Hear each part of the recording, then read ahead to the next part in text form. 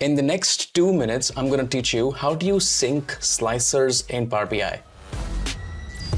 Alright, so real quick, I've got this simple visual right here, year, month, and gross margin, and I've got a slicer here. And if I now just click anywhere on the slicer, the values get filtered. But on page number 2, I don't have the slicer, but I have this particular table. And I would like this slicer to be on the second page as well, synced with this slicer. If you're new to my channel, my name is Chandeep, and I create a lot of content on Excel, Power BI, Power Query.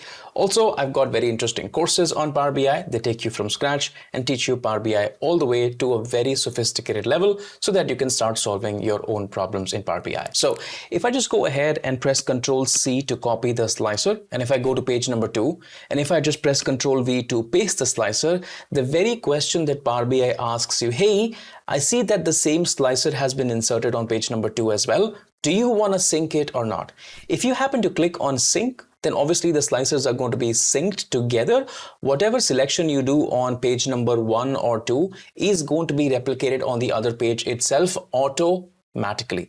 But let's just say that you choose, for some reason, you click on don't sync and the slicers are not synced. And let's just say that you have clothing here, but on page number 1, we have bikes here. And now you would want the slicers to sync. Here is how you can do that. Now, what you're going to do is you're going to go over to the View tab. In the View tab, we have something called as Sync Slicers on the far right. And once you actually click on Sync Slicers, it actually gives you this particular panel. In this panel, I have to pick up the slicer right here. As soon as you select the slicer, it shows you that the slicer, this one, is available on 2 pages, page number 1 and page number 2. And here, you can see that in the refresh kind of a button, it says that the slicers are not synced.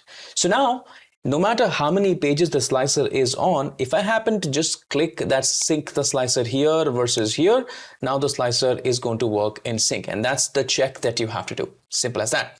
Now, if I happen to pick up, let's say, accessories here, and if I go back and take a look at page number 2, it is actually going to show you accessories as well. And you can do that for multiple number of pages as well. And that is how you sync slicers in Power BI.